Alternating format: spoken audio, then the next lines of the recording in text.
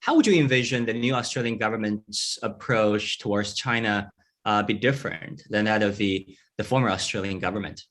What we're looking for is an exercise, a greater emphasis on diplomacy as the first reaction to being able to work with China and work with changing relations within the Pacific Islands, etc. And Penny Wong has certainly shown that this is the step she wants to take. The visit to the Pacific Islands, the Solomons and so on, is the first step in that direction. They're also visiting Indonesia shortly as well. So there's a greater emphasis on engagement within the region. Now, the key factor is to turn that engagement into cooperative engagement in the region. And Foreign Minister Wang Yi has already extended that offer by inviting Australia and New Zealand to be involved in further discussions about the proposals that were presented at Fiji.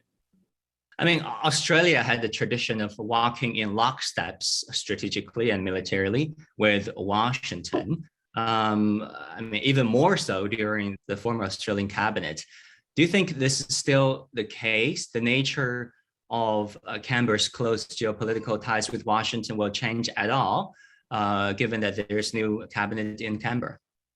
We think there will be slow changes that are taking place. Over the last decade of the previous government, you are correct, it was very much in lockstep with the Americans.